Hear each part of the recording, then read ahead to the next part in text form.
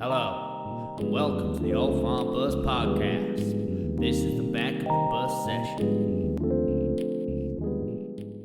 Hello and welcome to the Old Farm Bus Back of the Bus Sessions podcast. Today I'm buzzing because I've got a new mate with me, so I'm just going to jump in with Simon Elmore. Yes. Dude, welcome to the bus.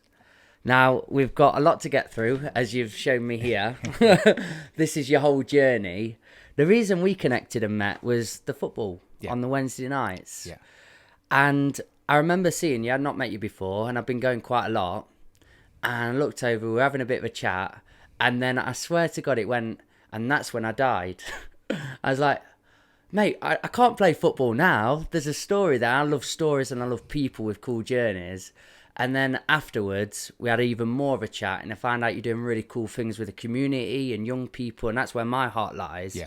So I just knew there was a connection there that I really wanted to share. So with a guest like you as well, though, how many times do you die? So far, 5. Okay. And should have died 3 other times. That was it. What you said. It wasn't that just. was it. It wasn't just. And that's when I died. That's when I died 5 times. And with a guest like that, you don't know whether to go there or go over to the work you're doing now or where to go. So I'm imagining this podcast is just going to develop an organic way. Can we talk about what you actually do now? What is your job role now?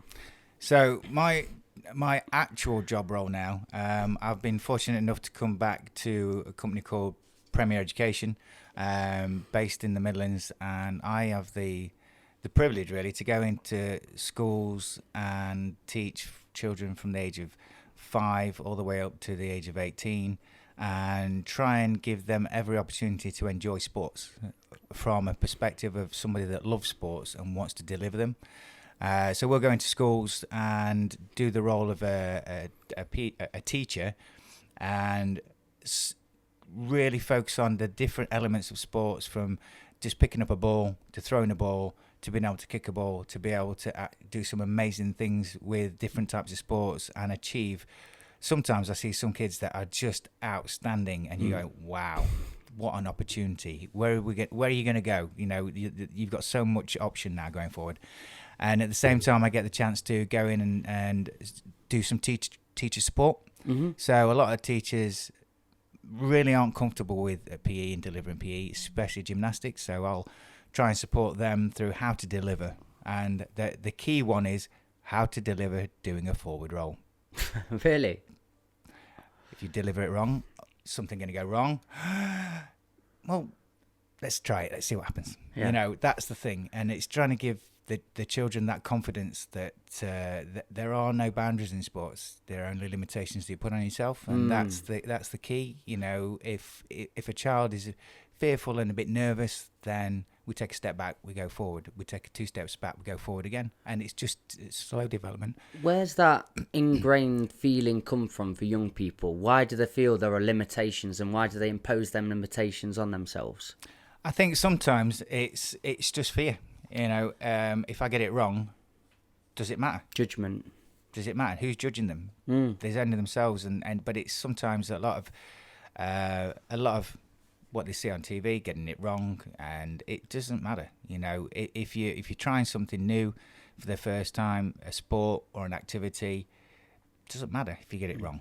It's development. Why sport for you? Why is that so important, and how is that so ingrained in your life?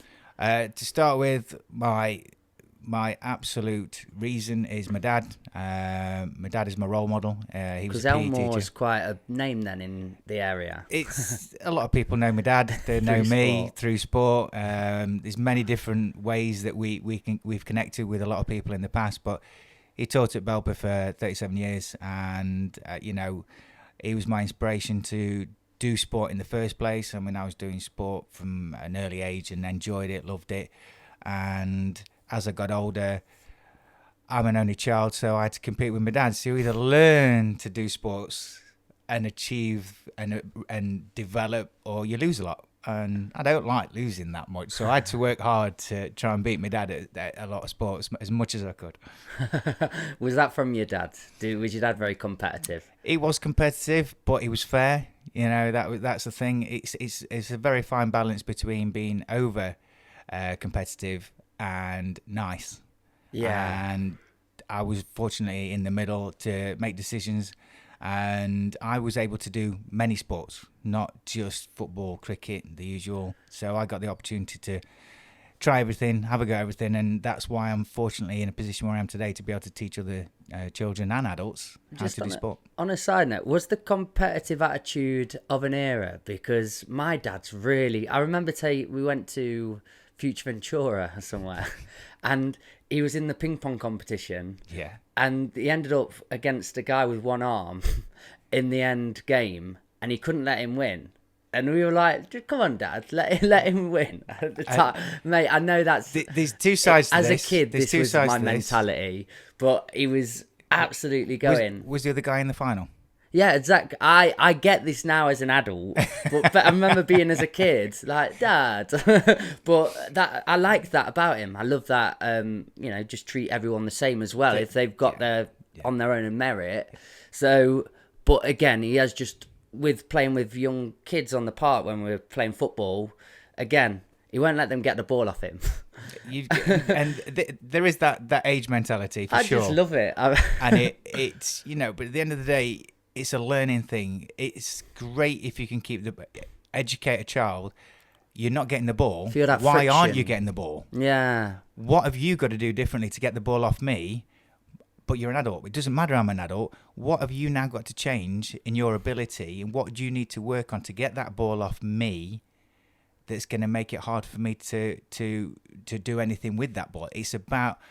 It's still a learning curve. For me as a child, if somebody was doing that, I'd be thinking, right, how am I going to get that ball off that person? And it would probably end up in a slide tackle. I think we need that element of frustration. I love frustration. It's what develops you and builds you. Here's quite an abrupt question, but really tailor it for sport. Do you think we've got too soft now? Do you know how we had competitions and there wasn't a winner and a loser and so on? I'd really like to hear your perspective on that. There's a balance. Yeah. Okay. And I think you've got to look at... There are certain criterias for... Juniors is a great opportunity, and if you don't get the balance, I've got a grandson who's 5, James, great kid, love him to bits, and he's very competitive. I had no idea where he gets it from. His mum, myself, his dad, his granddad, very competitive, but hates losing or getting it wrong. So the balance is slightly off there, but it's only because the way it is, it's got to try his hardest, he's got to work hard, and it's great. Yeah. But he's now got to go backwards slightly to try and understand it's not always going to be that you're going to win. Yeah. But you keep trying to do your best as much as you can, but don't be disheartened or put off if you don't. How do you nurture that into somebody? It's not easy. It's not easy, but it's then going, right, so you've not won, okay? Even in board games, you've not won. Why have you not won? Analyse. Just analyse it, even at a younger age.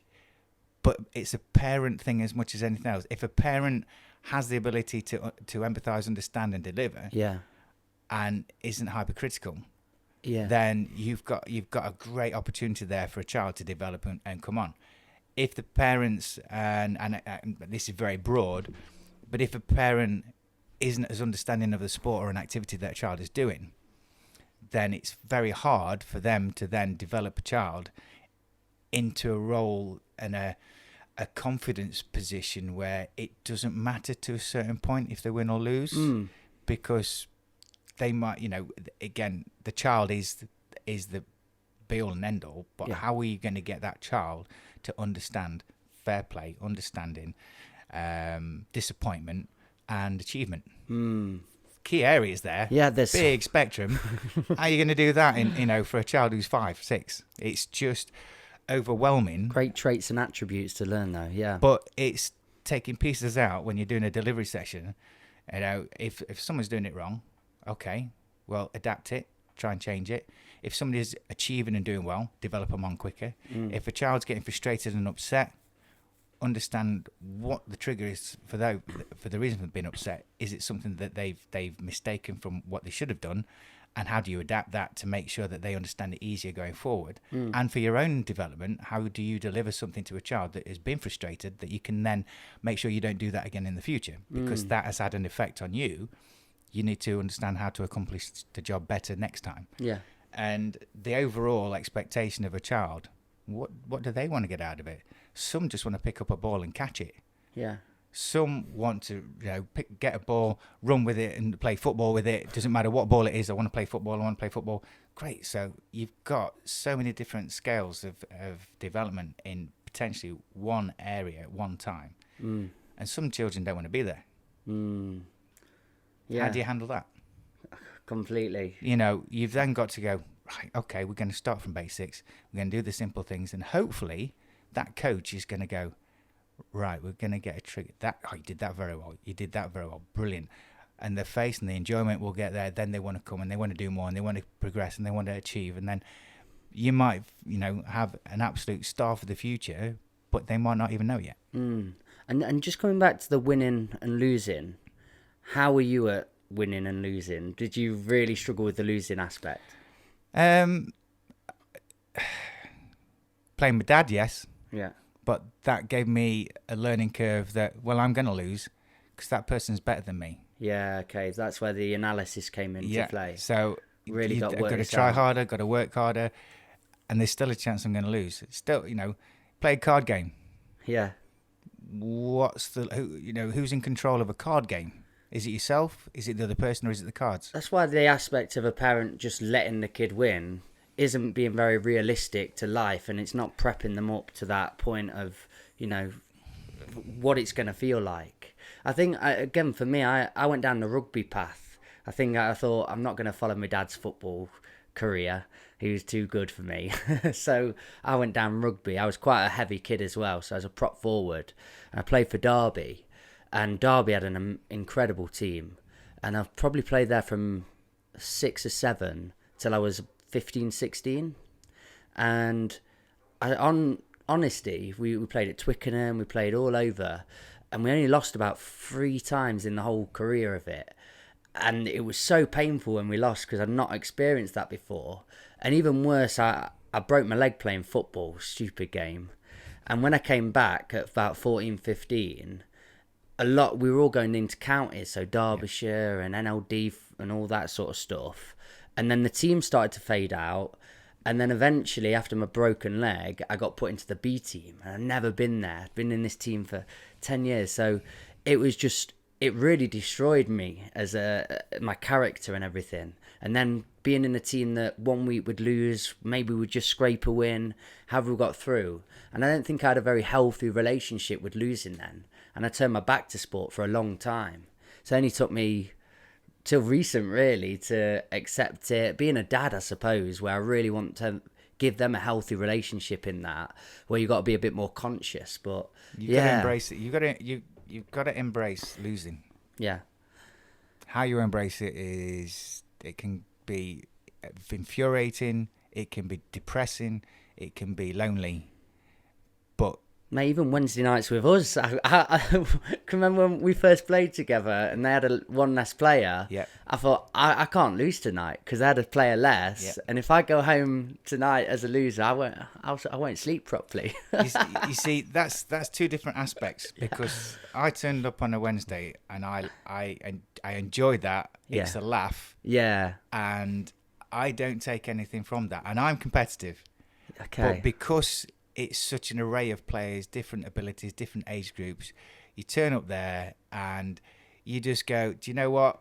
If I let a goal in, it goes in. I don't want to let a goal in. It frustrates me if people score against me personally. Yeah. But you know what? I've gone away. I've enjoyed it. I'm fit. I'm healthy. And this is where the perspective will change, which we'll come on to, I'm sure. But yeah, we will. You walk away with a smile. You've seen your mates. You've had a good time, and you realise that someone's got to lose potentially, and you just hope it's not you. But it's a hope thing. You've got a healthier mindset than me, man. I'm working mine. I'm in development. It's hard. It's hard to get into that point when you understand that sport. As a kid, sport was be all and end all. I used to play football, cricket all the time. That's why my knees are shot. And it it is life, you know. And There the, isn't and the much around it. beauty of the wins is because of the losses. Yeah. If you only ever won like we did, it's sort of just expected then. That moment that you've been through them losses, you go back to the wins and it's like, oh, this is the dopamine Well, when lust for. I was playing years ago, from the age of under 11 to under 15 with Holbrook Sports, and we probably lost 7 games in 5 years. Really? Okay. So And high level again. Great kids, you know. We all played. We loved it. We This played is together. football, right? This is football. Yeah. A good friend of mine, Kev Cooper, used to play for Derby back in the day. So we all had a great team, and we enjoyed playing. But we were all mates on off the way, different schools, so it wasn't all from the same school, and it was the losses were horrendous because it was so frustrating, and the training sessions the following week were harder. I mean, but we used to, back then, again, different era, we trained twice a week, 2-hour training sessions with hill climbs. Oh, I love this. And fitness sessions, and unless you'd done the work well, you weren't going to play football at the end.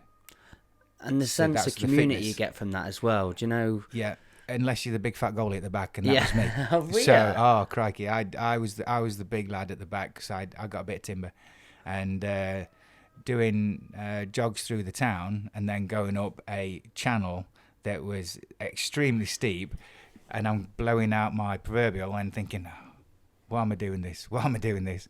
But it was, you know, it got the mindset right. And eventually I lost weight and then became a centre half, so it was okay. So sport is a real integral part of your life all the way through. Yeah. Did school nurture this as well? Was it in every lesson they understood you were the sports athlete and they wanted to help you with that? Or My dad was the head of PE at school. that helps. That's cool. So I was always doing PE. I had to do the after school clubs because my dad was there.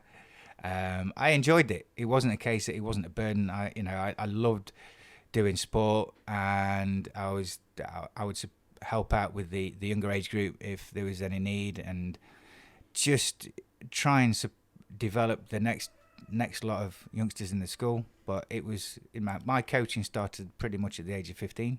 Oh mate, I'm know, getting a good image of you and your journey now. I'm looking forward to getting into the journey. Yeah.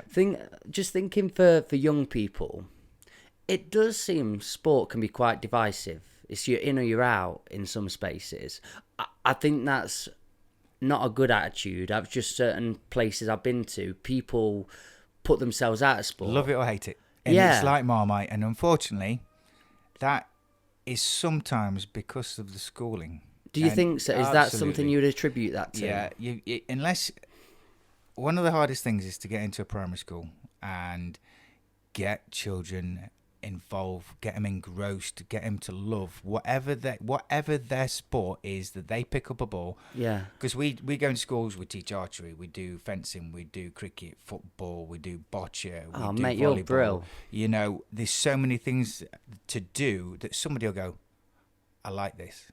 Yeah. And then once you've got a hook, it's speak to the parents. I suppose if the parents have got an opportunity and they are able to enhance that opportunity, great. If not, then I'll ask and look, is there any clubs around you that you could possibly work with? And then it's a case of, well, let's look at the clubs, and can these clubs support you? Not necessarily, them take the kid and that's it. Can the clubs support you in this opportunity for your child to take part? Because it's costly, and that's one of the boundaries with a lot of things. Kids will do stuff in school, but the boundary is it costs a lot of money out of school. Yeah. And the clubs do need to work on it, but there's also got to be provisions in place for families that aren't going to have the ability to turn up week in, week out, to travel here and there, but you've got a child that wants to do it. Shouldn't be about money. Just reflecting back to school for me, again, just my lived experience, the PE teachers were very linear with their thinking. And luckily for me, I was in a good rugby team, so I was good at sport, football, could play everything at least. But that was it. It's you're in or you're out. Do you have an approach that brings more to the game? Because I when I met you at the football, I enjoyed your energy. I enjoyed how you'd speak to everybody. You were really encouraging. You made it fun. Do you try and bring that across into the schools that you go to and just encourage? It's the foremost important thing in coaching. You know, teaching is different to coaching. Teaching, you're delivering the topic. You're teaching everything about that topic, which is great, and that's a need. Coaching is trying to get every bit of energy out of a child that you can, or an adult. You know, it works same for children and adults. You're coaching their ability to come out. Their ability is there. Everybody's got an ability for something, but it's coaching it out of them. That's the whole word, is coaching it out of that person to get them to understand what they can do, how they can do it, what else they can do from that. You know, it's like with sports. I'll look at a child, I'll look at an adult, go physique, football, physique, volleyball, basketball, go right, and then give them a ball. What are you going to do with the ball? And if they throw it, okay. If they kick it, okay. Their decision making will create a path of where what they want to do and what they enjoy. If I throw a ball to a boy and he throws it overarm to me, 2 options: basketball, football. Yeah. If I throw it to a girl and she puts it on the floor and kicks it to me, football. Or if she does a chest pass, well, we're looking at, she's obviously got a niche for netball. You're looking at what their own really language is, and what can they do. and then if you go run, great. You know, let's look at what other sports can integrate into that, and then you've got the people that just want to throw and catch. So you're just looking at the mechanics of the body and how their body moves, and that sort of aligns where you think their path might be. It's a guess, but then you can adapt sports to what they're. And if you throw a ball and they catch it with the left hand, okay, you're left-handed. Catch a ball with the right hand, okay, that we work it out. I'll bounce the ball on the floor and they go and catch it with the right or left. You then get accustomed to what their strong hand is. So we're going to work on your weaker hand today. We're not going to work on your right hand. We're going to work on your weaker hand and get that balance. It's cool that you go for movement and innate, what's in you, because I think a lot of people put themselves off because they overthink things and they try and position themselves in places and what am I, who am I, but you're just in doing. And in that mode, you start adapting and you find out a lot more about yourself, and the self-awareness comes in then. I think that's a really cool approach. I've not really heard of that or thought of that before, so that's ace. But it's really obvious mechanics as well when you say it. Body mechanics. Just get moving. That's it. You show me what you can do with the ball. You show me what you can do with the catch. You show me what you can do. Yeah. You know, even if you have children that don't really like sport and they go, right, we're going to play bocce. Okay, there's a ball. There's a ball. I want you to throw the ball to that ball. Now, if you're a normally, if you're a sports person and a footballer, you're going to throw that ball too hard. Guarantee it. You know, it's not very rare that somebody will pick up the ball. Wait, what's bocce? What's bocce? Bocce is one of the most popular sports in the world. Go on, then. So it's a Paralympic sport. So you've got a white ball, which is a jack, basically, and red balls, and they're soft and squidgy. Cool. So you throw the ball, you can have any ability, disability, as long as you've got movement in your hand, in any way, shape or form, sitting, standing, wheelchair-based, it doesn't matter. As long as you can hold a ball and you can throw it, you can movement, you can play bocce. I think I've played it. Now you said that. We've got a jack, different colour balls, people have different colours, and then closest to the jack, right? That would be beach bowls. Right, okay. Which is adapted from petanque. Mate, you've got a history in your head. I play petanque as well. Yeah. So again, ball based, looking at a small jack that's so big, which is a cosh, right. And then you're trying to get the jack, your boules, to the cosh. But bocce is very, very. It's a great sport to do for younger children, and it gives them the ability to hand-eye coordination. Doesn't take much, but you get your hand-eye coordination. It then can develop. You can develop from bocce to bowls to cricket to sports. Go back to bocce then again. Yep. Well, really play it out. So jack, two so different. You got a white softball, rubber ball, okay, and then depending on how many people, if there's just you playing, you can have 6 red balls, 6 blue balls. Right. You both go from the same spot. Yeah. And your goal is to get that ball to stay as close to that ball. You're on a flat surface. I'm with you. Okay, I'm with you. Yeah. So the flat surface means that if there's if there's uneven floor, you've got to then account for the movement of the ball.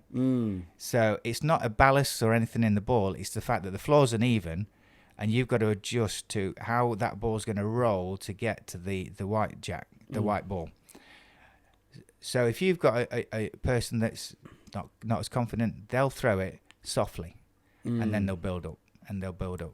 Somebody that's more sporty will throw the ball as hard as they can and expect the ball just to stop miraculously.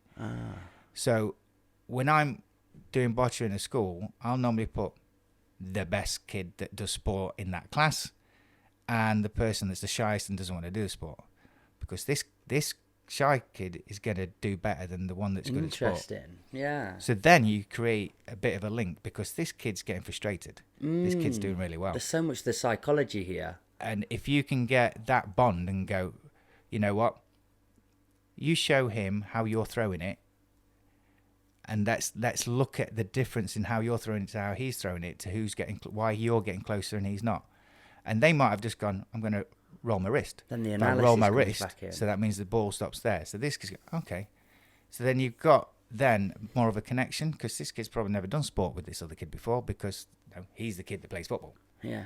So then you try and create break down barriers, and create interaction, and create a development in sport. And if they're together the following week, right, what we're going to work on this week. So we're going to pair you up. You're going to work together, and you're going to adjust. So you're going to work the ball work. So it's a lot of not only personal development, but group Formulating relationships, bonds. Yeah, mate, report. That's wonderful. That's really cool. So going back into your story and your journey, you were playing pretty high level football till about 15? 17. I was 17. At Gresley for a bit. I played Derbyshire Schools for 2 years. Lost your timber at what point? Lost my timber at 15. It came off, and then Timber came off. Then you were centre half. Yeah. Nice. Yeah. Enjoyed that role for a bit? I stuck with it. Stuck with Yeah, I stuck with it. Yeah. Okay, so you're playing elite level for here. You stuck with centre half. Why 17? Why stop there? I was into girls and changed my lifestyle a little bit. I was fortunate enough to have a child at 18, and my life took a slightly different path at that point. Okay. So it was now more family based. Did you feel that was a bit because you just engrossed yourself with sport for so long? It was always your path, that when you got to this certain age, you went down a polar path just to try it out and see how it was? Did you not feel you overconsume your life with sport? Oh, no. Okay. My life was sport. That's, it wasn't ever consumed. It No, was no, the be all and end all. I think that's consumed beautiful. was consumed would be harsh, but Yeah. I was at college, and I enjoyed my out of sport activities, and it's one of those things. I was, like I say, got married young, and can't fault it. It's because where I'd be today if I didn't, and I've got great kids, and that was a great opportunity for me to understand life skills a bit better, because I hadn't grown up at that point. Still didn't grow up until I was about 33, to be fair. I'm not going to lie, but at that point I had to grow up and look at where I was on a family basis and understand that better. So what were you doing at this point then? Was it in your life in some aspects, but were you still playing at a lower level? At that point then I was playing a little bit for local football, but it was harder to, because of my work and what I was doing. I mean, I was working in retail to start with. Worked for a company called Carnell, but I was doing as much as I could volunteer work with trying to keep active with sports and things like that. But it was, it's time, having a family is very time consuming. So I had to commit to what was more important at that point. And it was an interesting change. Let's talk about that change. Was it, I don't know. It's not. This isn't the right word, but do you know how resentment comes in to some people, where you were living this certain life and you chose that path, but then when it does stop you from doing what you'd naturally be doing, you have to adapt. And some people can grow resentments through that. Did you have discussions around that at all? I was just selfish. I was just selfish. Okay. You know, I'm not gonna lie. It was a point where I made the decision that things weren't going how I expected them, so I changed them. And I would say, at the time, for the worst, I was just selfish. You know, went on a different path and decided that I wasn't going to be in that relationship, unfortunately, and went a different angle. And that's when I got back into sport. But I think that was a regret, because it was selfishness. There's no other words for it. You know, I look back and there's a fine balance, isn't there? Because Yeah. being selfish to some degree, you need an element of, because it makes you a happier person if you keep parts of yourself.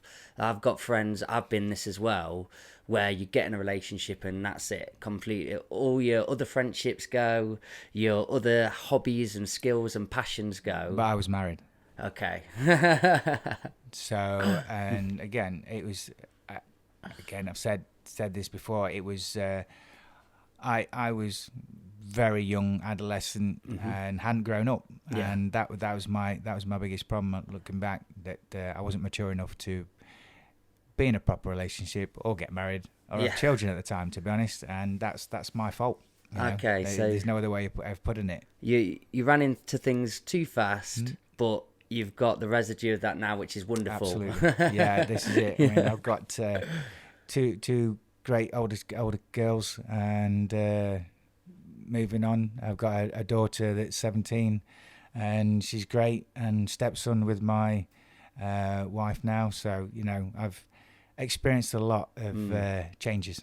So then you go back into sport. Yep. Now, this is the bit that really caught my interest when we were talking as well. When they blew the whistle and you're like, okay, and then I died 8 times. I went, okay. So, yeah, what happened? 5 times and 3 nearly. 5 times and 3 nearly. Yeah, I'll get my maths right. But are you in a really fit part of your life? Are you really healthy and active and moving? Can you just break this all down for me? Because Yeah, so fascinating.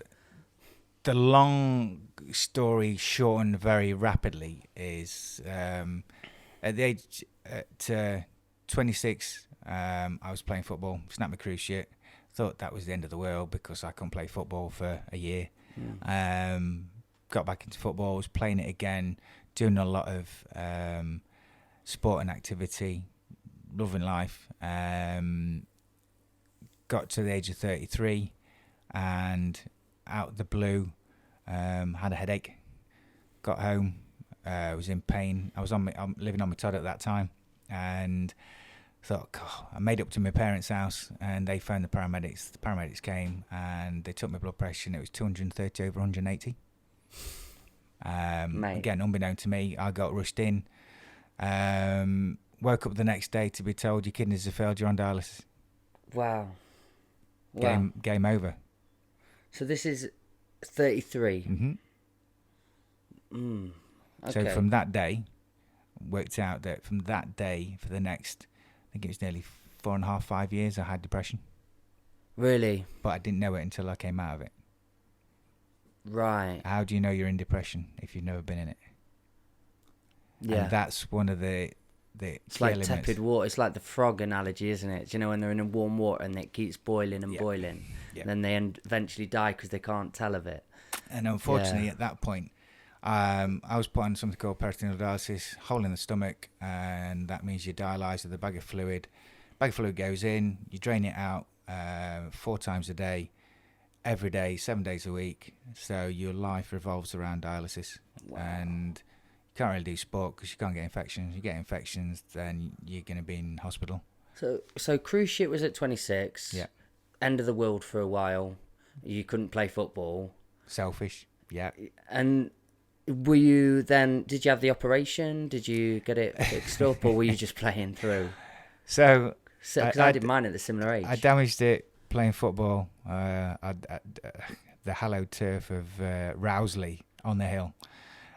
Turned. It was my plantar foot, and turned, and it just went ping. I thought, oh crap! So went to hospital, got it checked out. The specialist there, love him to bits. I'm not going to say his name because it was quite funny. He says, "Oh, you've not damaged it enough, so can't operate." Says, "All right, I'll see you in a week." Oh, He went, "Okay," a bit confused. Says, yeah, no problem. Went and played because I was running a basketball club as well at the time. So ran Belper Beast, went and did a layup, landed snap. oh, mate! I get this response because I know it so well, and I've got to rub my knee now. Yeah, So shit. I got taken into hospital. He's there. Why are you here? Fucking hell. I think I've damaged my knee. So I know you damaged your knee. Why are you back? I play basketball with a big smile. He says, well, better look at it. You snapped your cruciate now. We're gonna have to operate. Okay. Did you get it done? Yeah, you had to do got it. it There's done. not much else you can do at that point. What was it? Your hamstring did they take out, or did they use just a little bit off the back of me hamstring. Okay. Yeah, so- Wow. So then, were you in any depression there then? Yeah. Where you couldn't That cost me a relationship. really? I was with somebody at the time, and I was so. I can use the word nasty because I'm not in the sense, but to me, I was nasty. I was unfair. I was unkind. It wasn't. Why me? Why can I not do what I want to do? It's selfish as hell. There's only, that wasn't depression. That was just being selfish. Just the lowest version of yourself. It's just selfish, you know. And I wouldn't have wanted to be with me. Yeah. And in the end, because of my stupidity again, we split up. And it's just, again, it's one of those things where you do a lot of things wrong in your life, and you realise sometimes you were just an idiot. And there's a few times I can say that in my life, and that was definitely one of them. Hindsight's a beautiful thing, man. It certainly is. Yeah. And then it was a case of back onto sport. But at 33, when Did you become quite unhealthy when you were out of it for a bit there at that age? I used to drink a lot for the time I was, but I was still trying to be active. I lost my way a little bit, but got back into it after that, and just played. I was lucky enough to join Bargate Rovers up the gate, and play. I was player manager there for quite a few years, and it was only when my kidneys failed that I had to stop playing. Did any of this sort of the bad habits or the drinking correlate to this point where kidneys have failed? Or not really. Can it literally be as random as random? It was blood pressure. Really? Yeah, my Achilles heel in life that we found out is stress. Right. So in March that year, that's got to be people's biggest killer anyway, isn't it? Yeah. Like So stress is. the financial crash happened that year, 2008. Right. Lost a lot. Lost everything: house, business, car. My partner split up. I put in that text, and I didn't know. This is me. I'm just getting on with it. But my body's going, this isn't working properly. You know, your mind isn't working the same as your body, but you're not seeing and you're not feeling what's happening in your head. And that was the cause of it, because people don't really understand how mental health works. And which again I'll come on to, and it makes sense later on. And it literally is stress. Stress is one of the biggest killers, because it's silent. You don't know it's coming. You don't know it's going to happen, but then it happens. And the body can do strange things. It can affect the organs. It can affect the mind. Affect a lot of things. But it's understanding how do you control something you're not aware of. That's one of the hardest things. Understanding your own life is causing you the problem. Yeah. Bringing the unconscious conscious, isn't it? So. But it wasn't until I was on dialysis and hated it. I was awful patient. Didn't do as I was told. Supposed to be on 1 litre of fluid a day. What is dialysis? So dialysis, basically, your kidney Yeah. flushes the rubbish out of your fluids. Yeah. Yeah, and whatever goes through, it flushes it out.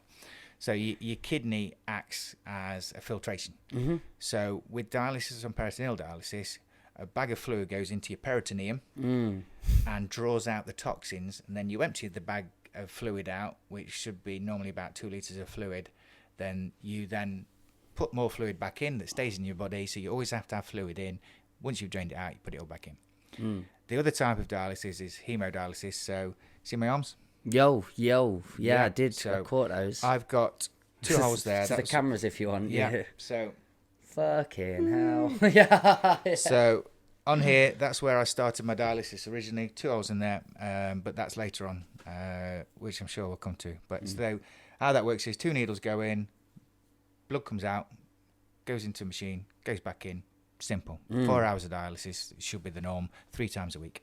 Rob's your uncle. How lovely. But yeah, because I'm on PD, I'm in control of what I do and don't do. Okay, yeah, I hear you. This is the problem. So I didn't do as I was told. Went out and drank 14 pints of double vodka Red Bull Friday, Saturday, Sunday with the boys because I didn't care. Didn't know I didn't care. Didn't understand I didn't care.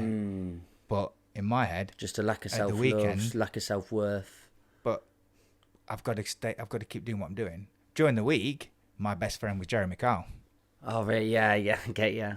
Both sessions during the day, and I actually worked Good out patient. if they are families that have got life worse than me, I'm in a good place. I hear what you're saying. Okay. You've got to look at the crap that's happening on the television for other people to go, oh, my life's not as bad as that. Or is it? It's a low barometer, isn't it? Yep, you're basing set your levels low. standards. And Yeah. that's it. And Wow. I know actually- what you're saying though there. I worked out that I lost in total watching Jeremy Carl over the periods that I did. I lost 50 days of my life watching Jeremy Carl in total. Mate, you must know every episode back to front. I was making sure I wasn't going to be on it. Yeah. Oh, mate. So that happened. So that was the start of So- a bad time. 33. Yeah. Were you playing football that day where you'd come back and had a big I headache? played 5 matches of football that week. Fucking hell, man. It was Right. the week. It was May bank holiday weekend. Wow. I'd been on a bender after the football on the Saturday, and I'd been out on the Sunday night, and other things, and then just got home and just literally crashed because my head was pounding. Yeah. Couldn't work it out. But that apparently is a recognition of a high blood pressure. Is your head's going to burst.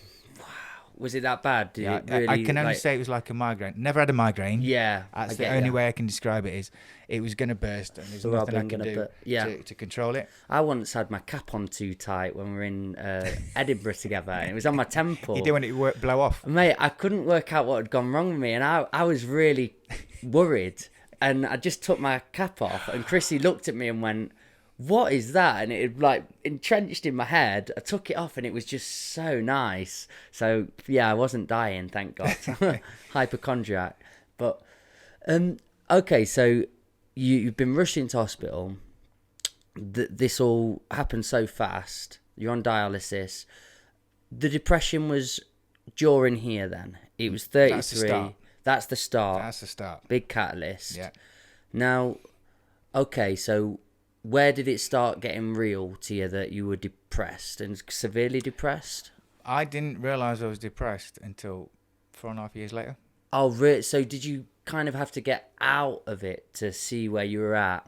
How do you know you're in depression? Yeah, I hear what you're saying. I mean, I'm not depressed. I'm just on dialysis. Dialysis is gonna, it is what it is. I'm going out with my mates. I'm trying to live life as normality. My daughter was living with me for a time at that point, and it was just getting on with life. And I met my now wife during the period, so she took me on, knowing that I was on dialysis, and we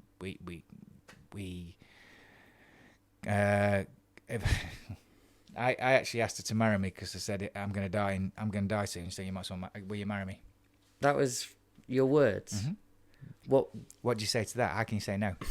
Oh, yeah. What a sales pitch. Yeah, you're right. You were a good salesman. And at that time, I was 17.5 stone. I'm Right. 11 stone 3 now. Okay. So I was nearly at half my own body weight more because of fluid, because you're only allowed to drink a litre of fluid. If you drink more than a litre of fluid a day, it stacks up in your face. So if you... Yeah, I remember seeing a girl from school who was on dialysis, and I remember What school were you at? Mill Hill. Yeah. Okay, so... Let's have a look. Okay, we've got some pictures here. Oh, mate. Dude, I'm going to put these in the episode. Yeah, that's not you, is it? I look like Wow. Barry Bethel. Good reference point. Wow, that's interesting. Yeah, so that was... I love this folder, by the way. That was me, and I didn't realise, how big I was, but at that point, so because I got infection, because, again, not in the right state, didn't care, got to be so clinically hygienic when you're doing exchanges and stuff. I got rushed in again, because what came out of me on my third bout of peritonitis was dark green. Oh, brother. So that then meant that I couldn't do PD anymore, and the doctor came in and says, you got to be on hemo, and I'm needle phobic. Me too. So when they said they got to put needles in there, now normal needle, that long. PD needle, that long. Yeah. So they have to... I'm going to describe it. So what they have to do is dig out the hole first, those holes, go on then, man. fiddle around, and then find and try and wiggle around and pop through to the vein and the artery to make sure that it's through and the blood flow is going to happen. So when I did this, I had an apple. I'm proud of myself right now getting through this. So I had an apple. I'd have an apple in my mouth. I'd look away, and then I'd eat the apple. And that would be the start of the dialysis session. Now you have to sit still, can't move. You move your arm, it could set off the alarms. You've got to have it reset, and it could blow and things like that. So I was lucky enough I had to do that in hospital because I couldn't self-needle. So I'd have to go into hospital 3 times a week for 4 hours. Yeah. And because I was still not following the rules, one of the sisters came up to me and went, you do realise if you carry on the way you're going, you'll be dead in 6 months. So I just said, I'll go home now and you won't see me again, but I'll be dead within 3 weeks. Well, you can't do that. So, well, I can. So if I go home now, it saves all the problems then, doesn't it? And then it doesn't matter if I die. Oh, no. You better go and dialyse. Again, you're gonna try and psych me out with something like that. In my state of mind, it ain't gonna work. That was the problem. So I still didn't care. Still didn't care at that point, which was frustrating. And this carried on, and unfortunately, because I was still overweight, still overloaded, I'd then be put up to 4 times a week, 6 hours a time to get the fluid off that they need to get off. At one point, I went into hospital with an infection on the Friday, weighing 17.5 stone. I actually came out on the Monday weighing 15.5 stone. I'd lost 2 stone in the weekend because of the infection. It's phenomenal what the body can go through, isn't it, though? But the problem was... Now, all these scars on your side. All the scars are there, and the amount of skin I've got. Yeah, I get you. I'll literally fold it over Of because course, it's skin. okay. I tense up, and it's still skin. Wow. Okay. Because I lost too much weight too quick a time. But because I didn't care, at least I've got rid of 2 stone.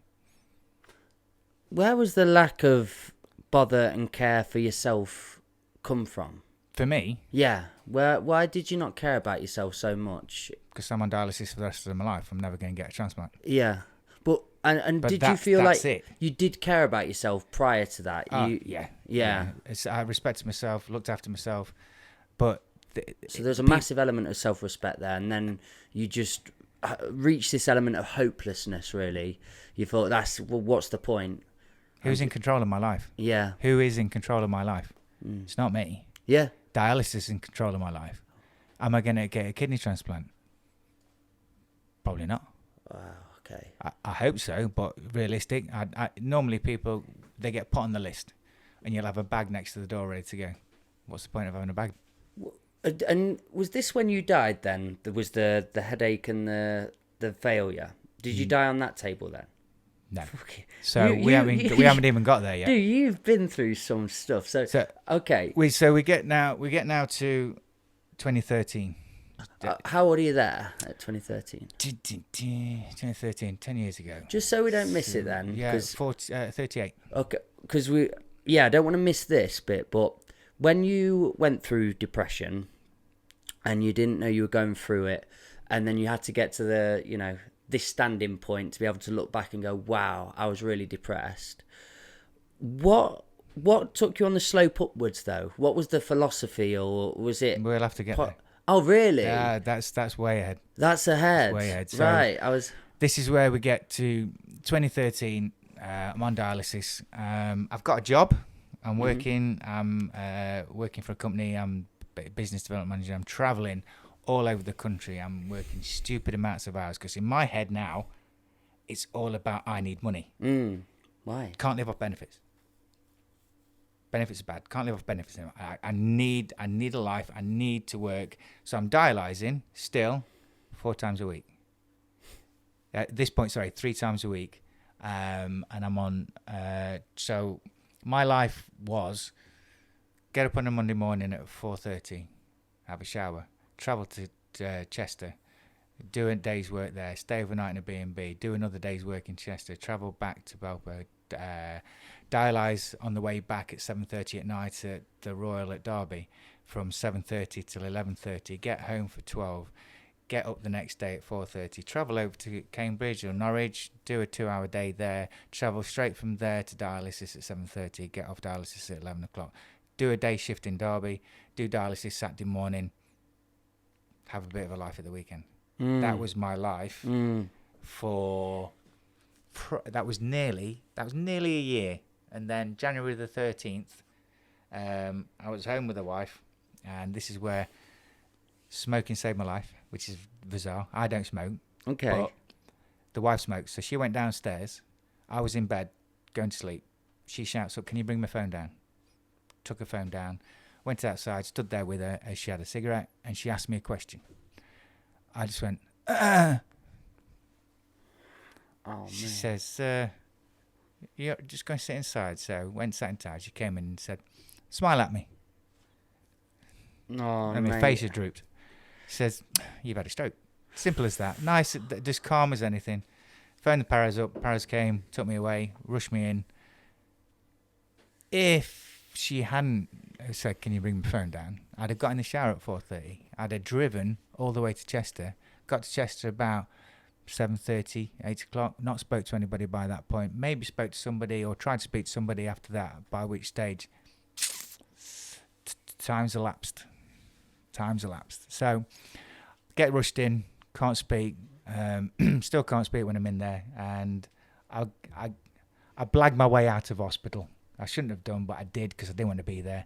Couldn't communicate, so it was all sign language. Got out, got home, and the next day they phoned me up saying, "You've got to come in. We found the problem. Need you in. We need to sort your problem. Good news and bad news." Okay, go in. Sat down. Me and the wife there. Good news is we found the problem. You've got a growth on your heart as big as a Brussels. 3 flakes have come off that Brussels in hindsight and land on the speech part of your brain and shut you down. You've also got a hole in your mitral valve that we found as well at the same time. If you hadn't have had the stroke, you would have died within the next 2 months because the growth would have come away, gone into your artery, stopped blood flow, and you'd be dead. You could have died any time in the next 2 months. Couldn't tell you when, but that would have happened. Okay. Right. The next phase is, the good news is we can treat it. We need to pump you full of antibiotics for the next 6 weeks, get ready for the operation, but you might die any second between now and then. They did not say that. Make sure you wake up every day. Did they say that? Yeah, that's the fact. The fact is that growth comes away. Yeah. You are dead. Why? But how does it help to know that?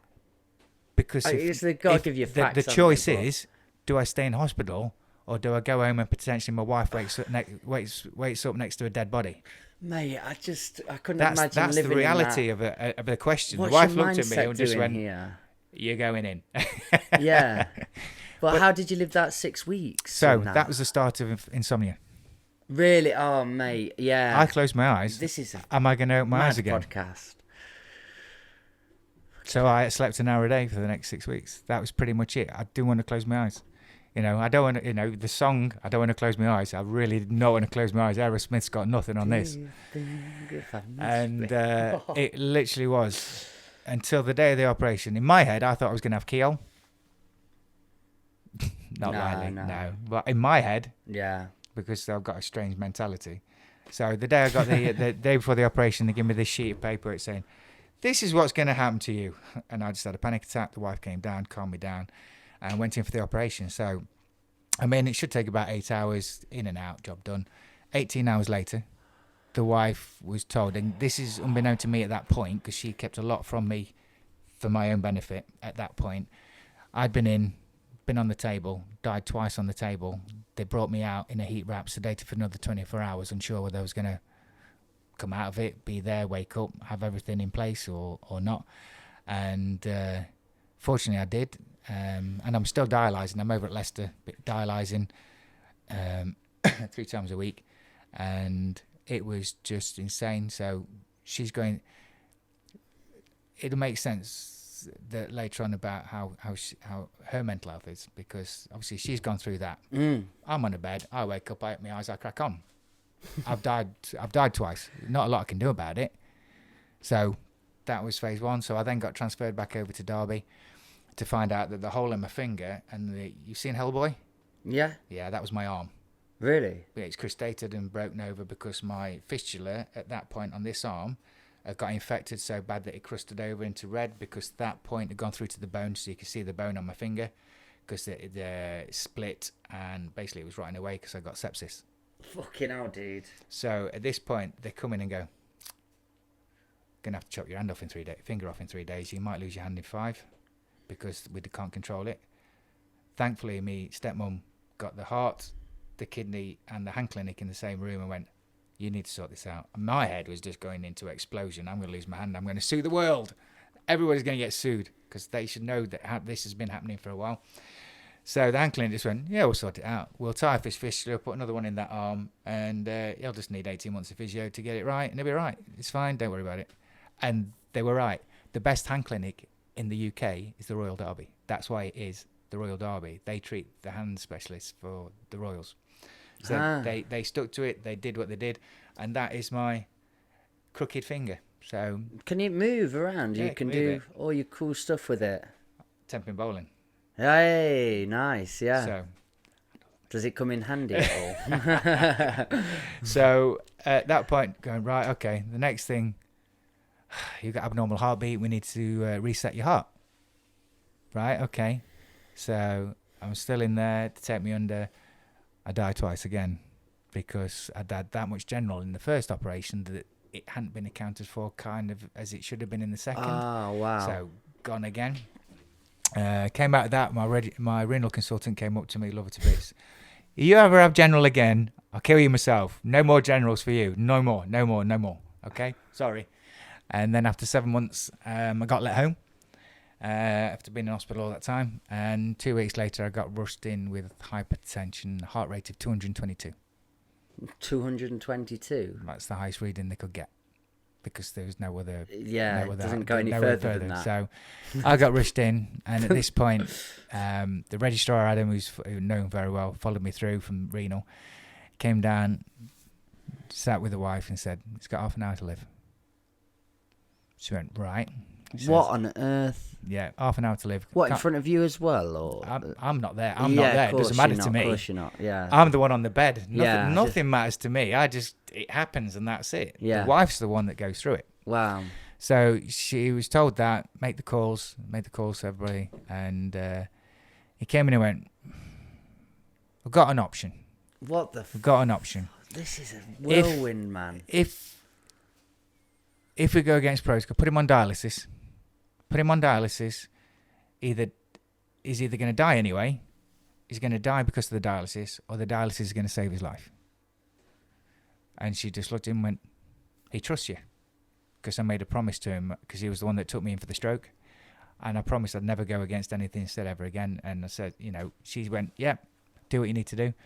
and he saved my life at that point. So that was the second time, because when the green stuff came out, that should have killed me the first time. Do you ever speak to this man? I've met him a few times. Really? Yeah, absolutely. Adam, great. He's moved around the different hospitals, but he's a lifesaver. There's a picture of him in there. And The way that doctors describe things are so hard hitting, but they have to be. Got to be they? straight to the point. It's A or B, because we don't want C. And that was it. So this is where therapists do come in handy, though, and have the more nurturing aspects. And and this is where the understanding of going through so much is quite interesting. So at this point, then, saved my life. Back out. Can I just interject? Death. Didn't see anything. Not my time. Really? That's it. Game over. Not seeing anything. Not my time. Been asked to cook quite a few times. So yeah, just I go to spanning my sleep, mind. I wake up. I that's wondered all if out of body experiences or anything, psychedelic nature. It was just lights out, lights on. Yep. Holy moly, man. Yep. That was it. I'm here. That was it. It was like waking up each day on knowing I might die. I hit my eyes. Today's a good day. Because I do a podcast for Educating Idiots, and they had a lad on that was their best friend, and they all went to Vegas together, and he died out in Vegas, and he's one of the lads, very not spiritual, and he did have an out of body experience. He saw himself in the ambulance, and was, because he got kids and all that, and he was screaming to go back in. And he woke up and he was in the bed and stuff. Yeah, that sort of stuff. So he'd had that experience, and it has sent him down quite a spiritual path now because of that. He's like, well, I don't know what it was, but I know there's there's more. And I was just listening to that thinking, wow, yours was on, off. But you're thinking the person you were in a very depressive state. I'm sure we're going to get into this. New man. This is where, at this point, I'm again thinking, what's next? Still in a bad place. What is next in my life? How can it get any worse than this?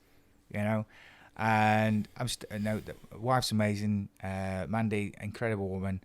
She sounds it. She, I'm still on dialysis. This is and I'm looking at it. We were lucky enough. Kidney Care UK funded us to go away for a week, just to get away with my stuff and just have a bit of downtime. And I just set up the Royal Derby Kidney Patients Association, and we kind of had a disagreement. So I was in a bad place, thinking, this is not fair. And she turned around to me and said, "Why are you thinking like this? You're here. You shouldn't be. Go and do what you want to do. Set up your own group. Go and support the people doing the things you know a lot about, instead of having to do it for other people or as a group, because I'm a doer." And I went, right, okay. So got back off holiday, set up what was called Verse back in the day, voluntary independent renal support, and friends, people who work with people in the renal unit, we just for people to talk to and help and know that there's someone there to listen to. And this is where it gets bizarre, because I set up the Royal Kidney Patient Association. I went to a National Kidney Federation conference in Blackpool, and that was in the October, and I saw this lady on a stand that was transplant sport, and this sign saying sport, sport, sport. I'm going, who are you? Why are you here? And she went, well, once you've had a transplant, you can do sport and be part of the transplant sport world. And I says, well, what is that? So each year there's something called the British Transplant Games, that you do everything that you do in the Commonwealth Games. It's very similar. You do all the sports you can decide to do. And there's the European Transplant Games, there's the World Transplant Games, and my eyes just lit up. It's like, oh my God, it's like a kid in a candy shop. This is real. I can do this. Bang. Mental state changed in an instant. I've got to get healthy. I've got to get fit. Got to work out what my illness is, because I was in denial. Back to that analysis that you like so much. How do I achieve my goal? How do I get this? How do I get myself ready for a transplant? I'd had 2 call-ins already and not got a transplant because, was it me? Was it because the kidney wasn't right? On one occasion, the kidney wasn't right. It wasn't feasible. But was I physically ready for a transplant? Possibly not, because that wasn't right, body wasn't right. So it's unfair for me to get a transplant at that point because I'm not in the right place to have a transplant when it could be better for somebody else. So at this point, I'm thinking, yeah, I'm going to do this. Then she says, oh, there's a kids coordinator role coming up. If you want to apply for it, it's part-time. And I'm thinking, yes, I'm going to apply for this. So bearing in mind I'm on dialysis 4 times a week, 6 hours a time. Probably not the best person to go, oh, we'll give him a job. So I applied for the job. I applied for the job on 29th November 2014. And I put on the application. I'm on dialysis 4 times a week. I'm on the list. I guarantee I'll have a kidney within 2 months and I'll be fit to work by March. Don't rule me out.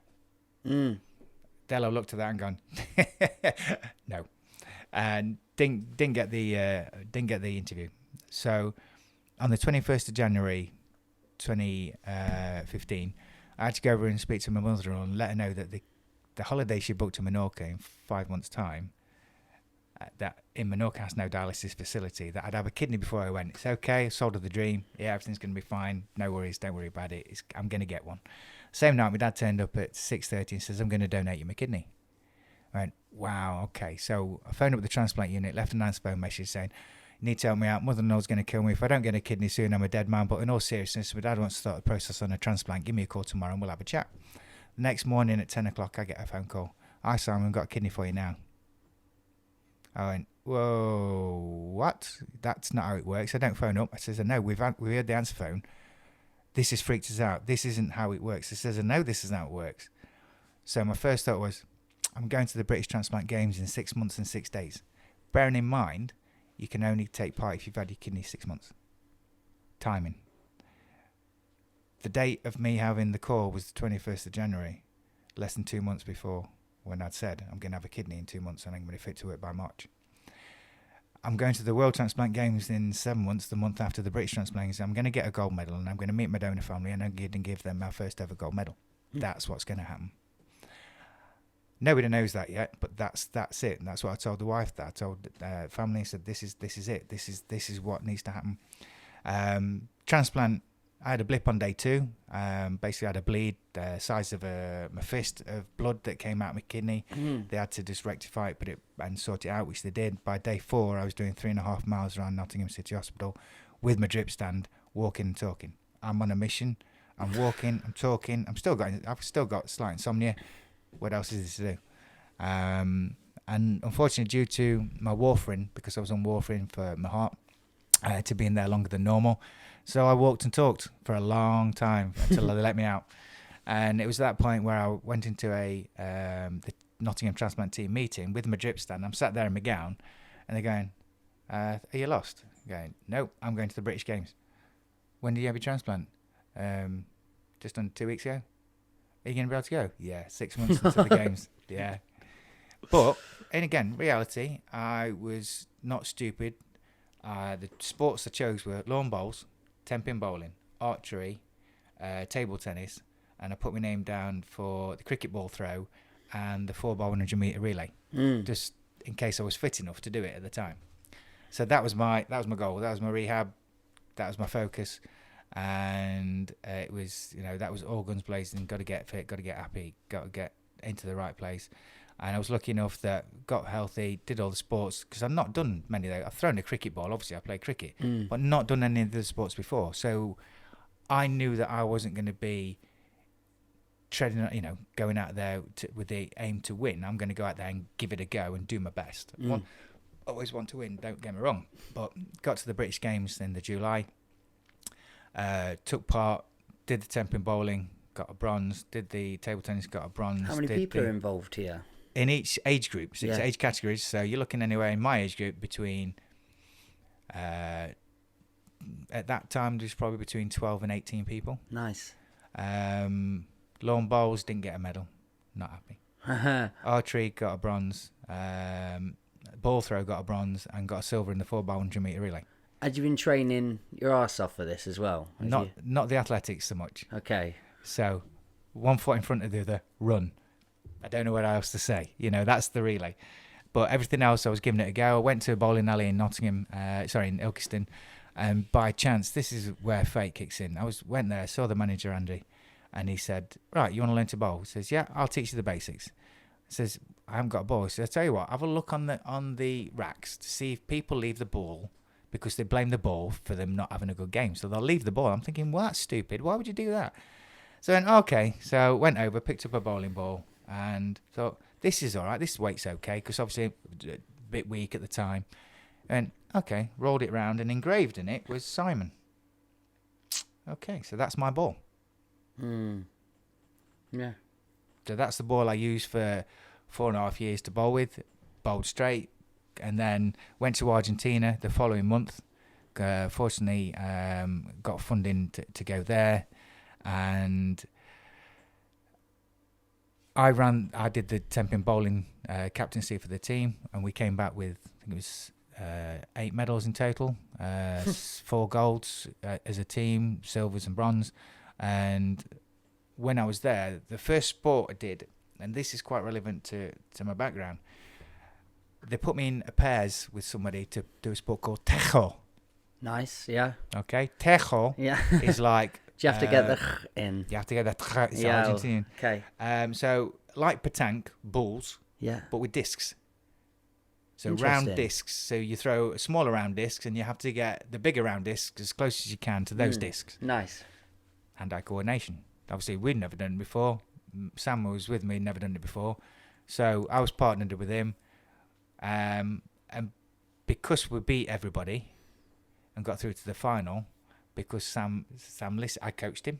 He listened. It's dead simple. You know, get as close as you can. Use your technique. Use your wrist. We got the gold medal. So that was my first ever gold. And that is...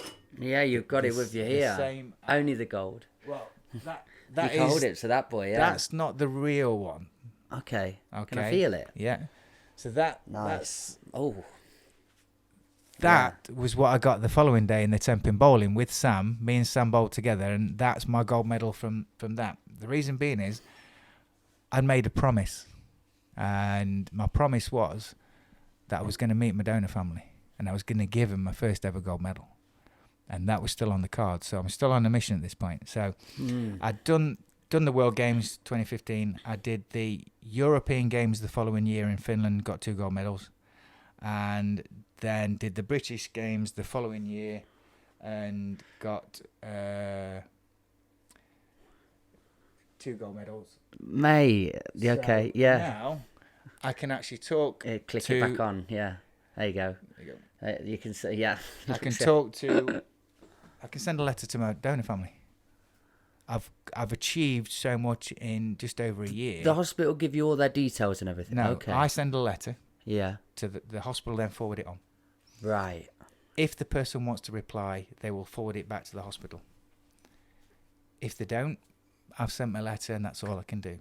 On this occasion, my donor Carol sent a letter back to the hospital who gave it to me, and she had her address on it.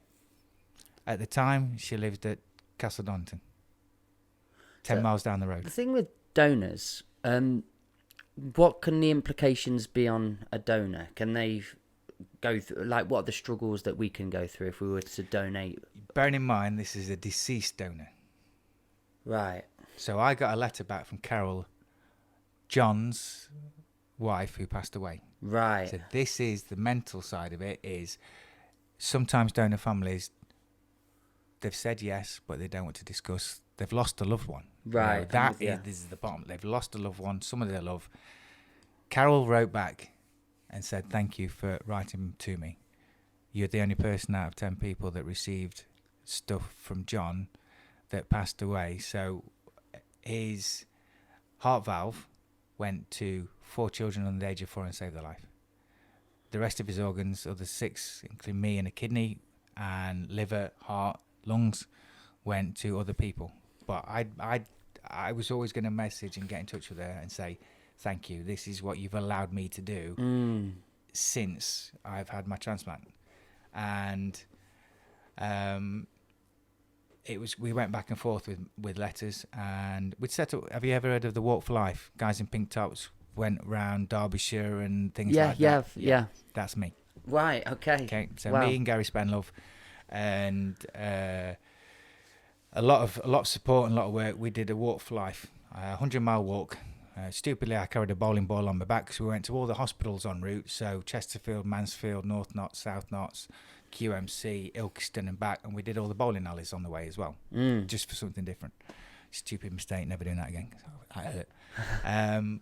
But we did that, and at the end of it, we'd arranged to meet my donor family, Carol.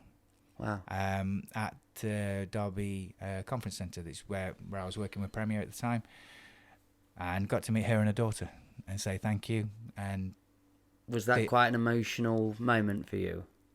I can share that. Yeah. It's on my page. Really? Mm-hmm. Oh wow. Okay. Where could people go to find that? What page? I'll give you the link. Yeah, I'll You get just all the add it links on, and add it stuff. on. But that was, it was emotional, and it was just to meet her and say thank you was just, you'll see it in the clip. But what you didn't see was I found out that John, his last job was at DHL at East Midlands Airport as a ramp coordinator, sorting out flight crews, going on the right planes and flight plans and stuff. And I did that exact job with the same staff at 21 that he worked with when he passed away. Wow. Mate, so you're starting to see all these signs and these serendipitous moments happen in your life. Fate is an amazing thing. Yeah, these Fate. coincidences, and then there's fate. There's fate. Yeah. But it gets better. At what point do you start looking at these as fate? I'm looking at the day that I had the stroke was the day I thought, there's a reason I've got to still be here. Yeah. And that sounds really I'm self-absorbed. with you, man. I get you. So I said to Carol that I'm working with children and working and to do more. And she said that's what John would have wanted to do if he'd had the opportunity. Now, I'd gone off at a different angle working with kids. I'd done that when I was younger. When 17, 18, I worked and did that.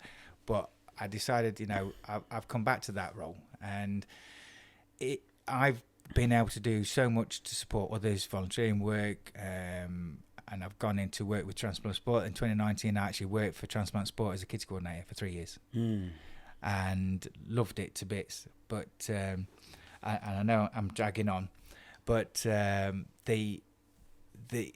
there's so much I've been able to do and achieve because of what Carol did. She said yes. They'd made an agreement 35 years ago to say yes if there was ever a need for an organ.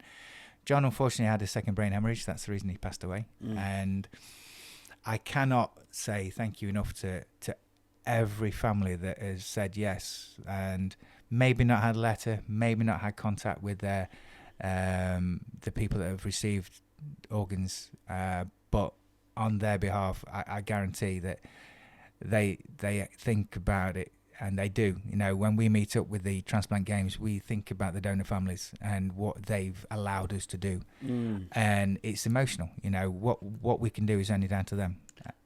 Did you sort of grow that mentality of I need to honour this then now? When you got given a transplant, it was I've had this opportunity, and that set you on the trajectory of I'm going to make something of this world then. Absolutely. Wow. I do a lot of work for a lot of people. My phone's on. I do support work. I work with people in hospital. I work with transplant patients. I work closely with people in the sports I do. And I'm an outlet. That's how I see it. It's an outlet for people that want to have a chat. Illness, discussion, depression. I can say, I understand it. I've probably got a bit of experience in it. I'll never give advice. Advice is for doctors and clinicians. I'll give experience of what's happened to me, how I overcame situations, and the outcomes. Because you have to look at things in perspective. I'll be blunt, and I apologise. Shit happens. How do you deal with that? Well, I went a bad way. I didn't deal with it well. Then I worked out how to deal with it. I worked out how to understand it, how my illnesses affect me and what works and what doesn't work. And then I've put into practice how to overcome what I do. Now, I say that, and I work with people to help them understand how to compartmentalise and understand their own lives and how they work with it to a point. However, last August, I kind of slipped into a bad place because my body and my mind weren't working very well. I was doing too much. I was overcommitted, and realised something I had to give. Unfortunately, I had to give up the work I was doing because I knew it was doing damage to me personally, because I couldn't give it everything, but I had to try harder, and it was affecting my health and everything. And I went to another tournament, the European Transplant Games, and I was driving minibuses around trying to help other people, make sure people got to the right place. And again, my head was going, yeah, this isn't working very well. Something's going to give in a second. And by chance, my wife, I played volleyball on the Wednesday, and we'd just got a bronze, absolutely buzzing. She messaged me, I need you home, because she suffers with anxiety. Strangely enough, PTSD. Why is that? I wonder why that is. Am I going to be around? Wow. And so I said, right, I'm coming home. Whatever she says, and this, I mean it from the heart, not just as an arrogant bloke, whatever she says, I'll do. There's a reason for that. So I went home on the Wednesday night. On the Friday, because I can feel my heart ticking, so I don't know, maybe hear it, maybe not. Oh, I did hear something then. Yo, yeah, okay, yeah, So yeah. that's my heart ticking. So I can feel and hear my heart ticking because I've got a metal mitral valve, bear in mind. Yeah. So I'm thinking, whoa, this feels weird. And I've got at the time I had a watch, and I was looking at it going, well, that's not right. My heart rate shouldn't be at 40. I think I might need to get this checked. So unfortunately, the Queen passed away that weekend, so I couldn't get into the doctors until the Tuesday. Went in, saw the nurse, and says, I'm here for my blood prick and have an INR. Says, I think you need to check my heart rate. She says, why? Says, just give it a check, because I can feel it, I can hear it. So I know it goes, at the time it was going tick, tick, tick, tick. Right, okay. So then the doctor came in and went, Simon, what are you doing here? What are you doing? What are you doing to me? I says, there seems to be something wrong. He says, yeah, you've got a heart block. You're going to need a pacemaker. I says, right, okay. No Simon, worries. come on, man. But at the end of it's blasé, and it shouldn't be blasé, but oh well, back to the hospital. Here we go. She says, I'm going to get you straight into coronary care. Into coronary care on the Tuesday. Turns into a Craig David song.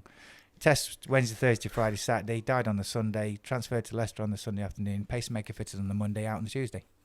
Mate. But for me, just a visit to the hospital. Normally, anybody go... Because the bizarre thing happened on the Sunday morning. I woke up having meds at 6. 6:30, I got, Simon. Yeah? You've just died. Okay. What? Have you just got to that blasé point of your life now? What can I do about it? You can't. You've got to look at it and go, well, is this I'm what still all here. this carnage does to it? Mentally, Yeah. if when it comes to that health side, there's no feelings for it, because it is what it is. I shouldn't be here. Do you know how people spend a lot of their life being terrified of these sort of happenings and going into hospitals and facing that? Do we beat ourselves up with the thought of how it's going to be, comparison to the actuality? I tell you what, I'd rather be in hospital. Yeah. I get you. If I wasn't in hospital, I won't be here. Yeah. If I'd have been at home at that point, because I could have made a decision, again, fate. You can stay in. My wife looked at me and said, you are staying in, again. If she hadn't have said, come home, I'd have played football the next day on the Thursday, a full day of football. Yeah. Not going to happen. So fate's a wonderful thing. But if I hadn't have been in hospital and I'd have been asleep at 6:30 when it happened, who's going to know? The monitors wouldn't have been on me. The monitors were beeping, and the only reason it's like, hang on, they're beeping too long. Crap, he's died. Get in there and make sure he comes back. Yeah. If I'd been at home, No, not going to happen. So fate, for me, I'll take it. If somebody says you need to go to the hospital, all right, I'm going. You got to listen to those signs, though, right? You do. And the aftermath of being in hospital. So what do you see fate is then? Fate is it a spiritual thing? Is it It's a path. religious thing? I think things happen for a reason, and that's my meds. Right, okay. Right. That's for Thursday. That's for today. That's for tomorrow. That's all day tomorrow. Mate, are you joking? That's just tomorrow. Okay. 42 tablets a day. Oh, fuck. And Okay. you know what? Yeah. They are what they are. Keep me alive. Anti-rejection meds. I suffer with issues with cancerous skin. And I've had a growth taken off my eye. It is what it is. Things happen. It's not the end of the world. I'm still here. And that is the reality that people don't kind of understand with me is shit is real. It could be worse. Yeah. I wake up every day with a smile. It is a shame, isn't it, that people have to go through that. Yep. And not many people have been through the amount that you've been through. Yeah, agree. To realise how lucky we are to be here. Yep. And how beautiful the world can be. You know, you're finding the great things with having a focus and having dream and ambition and a goal. And you can implement that at any time. You can implement that in life at the flick of a switch. But it does take something really drastic and dramatic Trauma. for a lot of Absolutely. people to get there. Yeah. Trauma's... I mean, I've got friends that are on dialysis now, and we're working through them. They're going on to the transplant list, and they are refocused on what the possibilities are, on not just, I'm on dialysis. Some people look at me and go, yeah, well, it's not fair. You've had a transplant, you know, and there's two different sides to this. You've had a transplant, you're just very lucky. Other people go, right, well, I want that opportunity to be as active and as fit. So I need to kind of understand more about it, and we'll talk and we'll discuss, you know, their own personal goals and what they want to do and what they want to achieve. So there's so many different varieties of people that look at me in so many different senses, or, well, it's, you know, it is what it is. It's just a different mindset. Is that your phrase, really? Is that your sort of go-to phrase? It is what it is. It is what it is. You know, Yeah. You've got to take life as it comes, and you either roll with it. I mean, me and the wife, stuff goes wrong all the time in our lives. I mean, some things go really wrong. I like that you're still human, though, as well. You know, what can you do that's already happened? You can't. Something's happened. You can either learn from it and move on, understand it, and develop from it, or you're gonna live in that moment and think, oh, what if I could have changed that. Has this made you very content as a person? Do you feel... Me and the wife says this, she struggles with anxiety, so she doesn't want to go out, you know, and we are happy, you know, there's no other words about it. We don't have much money because it's, you know, the work I do isn't, you know, full time, it's just enough. And I for instance, I went to the pub yesterday with the football team. I didn't drink because I know that I'm not going to spend money in that situation that's not for me and her to that's ours. Yeah. It's not fair. So I'll then go home and I'll have a cup of tea. My life is have a cup of tea. From the day I had my stroke, I've never drank a drink of alcohol. Oh, really? Okay. 10 and a half years. Because Nice. that was the day that something had to change on that day, and that was the change. Not touched a drop, and that for me, I feel a lot better, a lot healthier just from that. What's that process been like? Just waking up, you know, clear-minded, not with hangovers and stuff. I smile a lot more. Really? Yeah, and I'm the taxi, so my kids need me. If the kids need me, I get the call. You know, that's the way it is. So they always know to make the call, no matter what time it is. I can get out of bed and drive a car. Yeah, I'm with you. I can't wait for them days. Cheers, girls. Bloody hell. Yeah. 3 a.m.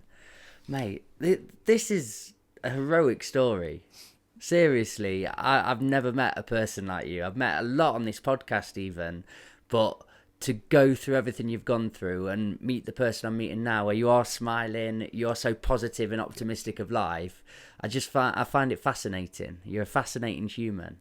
So, again, with your wife having to go through all that too, when you've been on this journey together, the aftermath, and you're just trying to live life to its fullest, have ambition and drive, tell me about some of these stories then. Tell me about some of these days afterwards that you've gone on together, and you're involved in these games, and also stuff that you've done with charities and things. Yeah, the charity. I mean, stuff I do. I work with the. We're working with the Walk for Life to try and raise money. Raised just over £10,000 for the Royal Derby Hospital for the kidney unit. Worked with the cricket club trying to raise more funds as well. The football club raising funds. I'm the team manager for the Nottingham transplant team to get people active and into sport at the British Games. I'm the team manager for the Nottingham transplant football team to get people into football. I work with the England transplant football team to get, again, children and adults and ladies and walking football people active into that. I recently set up the over 60s Belper Town football walking club on a Sunday down there, which is great for people to take part. And you might have seen that there was a gentleman 85 that's got dementia and Parkinson's, and that was set up. And he comes down, he remembers everything he's done during that game. So it's not all transplant athletes for you then, it's just people now. People need all walks of life. Yeah, I mean, I'm with Bargate trying to support the team there to help them develop the local football because it's disappearing fast. I know I've missed other people and other things. But do you just feel a real thirst then now to help? You've gone through this journey. There's so much wisdom to be plucked out of it, and that is your life purpose now, is to help others on their path. Yep. That's where you're at. And that's it. I mean, through something that you first, loved as a young person, sport was your go-to. It's the outlet. Was your outlet. It's the outlet. The outlet of sport being an outlet is an amazing tool. Yeah. People might not know that that's their thing. They might not have tried it. They might not have had an opportunity to do it. Sometimes they never will. But that's a different key. So like the British Games, darts, snooker, lawn bowls, 10-pin bowling. These are the lighter sports that you can take part in. So it's not all about mainstream heavy-duty football, athletics and swimming. And there's volleyball, there's tennis, badminton, all the racket events. There's so many different things that people can take part in, no matter what age, what ability, what fitness. You can still take part in it. I'm trying to picture and imagine the transition between being a victim of everything just happens to me, all the odds are stacked against me, what's the point, to that real, do you know what, no, I'm going. It was when you woke up that transplant sport. Just it, yeah. I met somebody by fate. I shouldn't have been there. Wow. The reason I fell out with the charity was I'd gone there and spent my money to be there, but it wasn't my role to be there, but I felt an obligation to be there. Wow, okay. Fate. Shouldn't have been there. It was Blackpool. So I really, paid my own money to get there. Even your way to get in there, you were sort of still of this mindset of, I'm not sure why I'm doing this, and you just go in to see what there is, and then eventually you see this woman and you're like, wow. And that's where it began. Jo changed my life. If she hadn't been there with the stand with Transplant Sport, possibly it wouldn't have been how I am today in the right mindset. And the positivity of going, do you know what? Sport's an amazing opportunity. It doesn't matter what illness, what things and pressures are on you. There is an opportunity with some kind of activity. It doesn't have to be sport, just some activity might give you that first step. That first step of getting your mental health, your physical health, your social health into a place that you may want to take it. It's not an overnight thing. I work with, again, I've been with people on dialysis and they've been in a state, been in a mess, and they put their hand up to talk to me. That's the best way of putting it. If somebody puts their hand up and says, I want to talk to somebody, if you don't grab that hand at that point, when's it going to come up again? Yeah. Who were they going to put their hand up and ask to talk to somebody? People know my phone's on, so it's always on. It's there. Anybody can contact me anytime. Facebook, Messenger, whatever. If they're in a bad place and they, the worst time I remember was between 1 and 3 o'clock in the morning, when you're awake, can't sleep, because everything's going through your head, and that's the time. That's the dead zone. That's the worst time in the world. Who can you connect to? And often that has happened in the past. Not as much at the moment, because there's a lot of people out there. There's a lot of support mechanisms, which is great.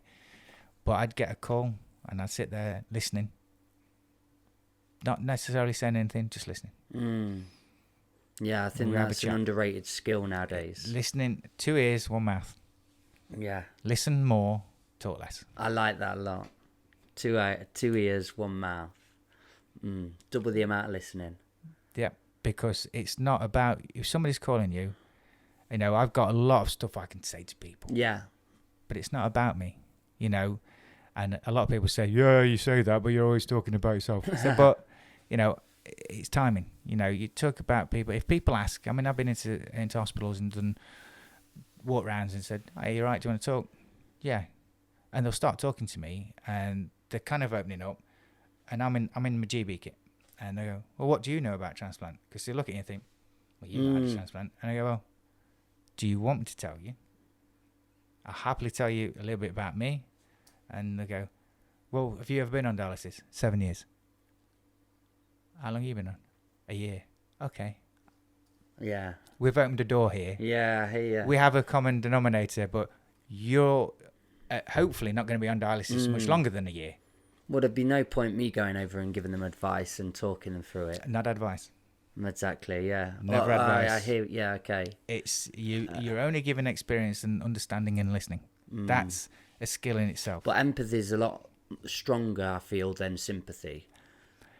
Being able to really connect with somebody on that, I've been through this together. And that for me alleviates the barriers if I know somebody's been through that journey. Yeah, even with teachers and stuff. I remember a teacher for me. I just hated education. I couldn't get to grasp with there was a bit of a mould. This is what it is. Fit this or out. And then when I got kicked out of school eventually, when you meet people that had really struggled with education themselves, but still inspiring and passionate and stuff like that, you could really speak to them on a level, couldn't you? So just a moment of me realising empathy is a different thing. It is. You got the emotions that you have are quite varied, and it's understanding at what point do you give what. At some time I had a patient, and again going back, there was a lady. She was dialysis next to me, and a daughter phoned me and said, Simon, my mum's refusing to dialyse. She's had enough. She's prepared to die. Right, okay. She says, can you talk to her? I says, oh, okay. The next day, Sunday morning, was going to be Father's Day, and I'd planned to go somewhere. I thought, okay. I says, yeah, tell her, don't tell her. I'll be at her house tomorrow morning. I'll be there at 7:30. Oh, I says, yeah, it's your call. You tell her or don't tell her. I'll knock on the door. So I got to the door, knocked on the door, shamed it. Oh, you're here then. Oh, your daughter told you I was coming. Yeah. Get kettle on then. She looked at me and said, well, hang on a minute. I said, no, get kettle on. We'll have a cup of tea. Because I can't really argue with me in this situation. She'd been on dialysis a year and a half. So, yeah, okay. And I'm still on dialysis at this point. So going to the lounge and sat there having a cup of tea. So, and all of a sudden the grandkids came running down the stairs and jumped all over. And I just... And then they went, Mum came down, took them upstairs. And says, why am I here? So what do you mean? He says, why am I actually here in this room with you because you don't want to dialyse anymore, you've given up? I don't understand. Your grandkids have just come downstairs, jumped all over you. They love you to bits. Your daughter cares for you. That's why she's phoned me. Why am I here? Well, I've had enough. Everybody just wants something from me. Nobody cares about me. That's all. So what do you want? Oh, nobody's asked me that. What do you really want to do? I want to do some volunteer work down at the shop down the road. Okay. tomorrow morning. We'll go down the shop Monday morning. We'll get you registered. We'll get you signed up. What's the problem? Oh, yeah, I expect you want me to go and dialyse today then, because they set up a session for her, especially on a Sunday, which doesn't happen, for her to go and dialyse to play catch-up. Says, you do what you want. I'll be down here tomorrow. Take you down to the shop. We'll sort it out. How's that? Well, grumble. I says, I'll see you in a bit. As far as the day, I'm off. And I've got friends in hospital, unfortunately, at that point, and they knew who I was, they knew who she was, and I says, just keep your eye out. And I got a phone call from a friend of mine. He says, she's here, she's dialysing. I says, that's fine. And then about 9 o'clock that night, I got a call. Don't worry about tomorrow, we're going on a spa day. She's happy, she's got it out of her head now. She realises what she's got, and we've had a chat, and she's in a better place now. Okay. 2 different scenarios with an outcome that could have gone either way. But if I'd have gone in and go, oh, you're right. Oh, is everything okay? No. The circumstances dictate that sometimes you've got to be harsh because we're in a world of pain. And we can't understand what actual pain is, because pain is just all around us every day. We hate the world. The world is crap. It's not fair. It's unfair. And sometimes we go into a really dark place that we can't get out of ourselves without a little bit of help. I love that you didn't give advice in that moment, though, again. You just sort of presented to her the actuality of what she's got around her. And asked her what she wanted and listened to that. That was beautiful. It's not about, at times, it's not about how we're feeling. It's about the circumstances we're in overwhelming us, not allowing us to be a normal person. When normality comes in and reality kicks in and goes, wow, I have got love around me, I have got care, I have got support, but I just need something else. I don't know what I need, so I'm going to grab onto something. But that something was that, well, it's not really something. I'm just saying it to keep him happy. But in reality, she just needed somebody to listen to her. Yeah. And vent. I'm with you. And it wasn't a lot of vent, but it was enough for her to get back into a place that she needed to be to go further forward. It wasn't really rationality a big then. That's it. You know, it's okay. I see what you're saying. Everybody does love me. I'm being a bit selfish here, and she was being selfish. Yeah, and but she can be. There's a point where you go beyond repair then as well. Yeah. You become selfish. Yeah, the world's against you, and then you've done too much damage, and maybe you get to that point of, oh no, I was just trying to prove a point. Yeah. Unfortunately, she carried on dialysing. She carried on, and unfortunately, she passed away a few years later because just circumstances where she was very ill. But who knows how much of life it was she an got extra to 2 experience. years. Yeah, that's beautiful. You know, and that's just wow, man. Simple conversation. It was only a conversation. Dude. Listening, digesting the information, understand the situation for what her circumstances and her needs were, and giving her options. So. There's a lot for people to digest in this podcast, mate. It's 2 hours in, you know. We've been going 2 hours. I'm going to have to go soon. I've got to go as well. I've been an emotional roller coaster for me. But I really do feel there's so much to dissect and take away from that. And you just hope people don't have to go through so much turmoil and carnage. There are answers. If people have got a bond with anything that we've had a discussion with, you know, I'm on Facebook. I'm there. An open book. What you see is what you get. You'll see from what's on my page and everything else. There's no agenda. That's one of the things for myself. You know, if you ask me a question, I'll give you an honest answer. Because the only way to associate with anybody is to be as you are. Man. And the more people that understand, we have bad times. There are massive lights at the end of the tunnel. Hopefully you don't see that tunnel. But in retrospect, there are, you know, a lot of opportunities out there to try and help alleviate the pain and the stress sometimes. Mate, I love your life mission. I love the path that you're on, and what a great human. I've got a couple of lines. Live life, do, because you can. That for me is key, because you have an opportunity now. What happened yesterday is gone. You can live for tomorrow. You can live for the next day. You can do so much in life. Do it. Because when it's taken away, you regret missing out. Yeah, completely agree. I feel really inspired from this podcast, honestly. I'm gonna go do. Got it. You know, Well- it's we're not here for long. No. So make the most of every day. Honestly, I'm really looking forward to seeing the kids in a minute. Just really be with them and completely immerse myself in that. And God, the amount of scrolling you do and the amount of talking about nonsense and getting worked up over stuff. This has been a real lovely reset for me and recalibrate that perspective that we were talking about at the very start. So what a good human, man. What an amazing human. Appreciate having me on. Where can people find you then? What is it on Facebook? Facebook, Simon Elmore. I'm on there. If you type in Simon Elmore, there's a big possibility we'll have a friend in common. Yeah. That's a guarantee. He's a known fella. Right, Simon, I'll do my bit. Honestly, I got quite emotional through lots of bits of that.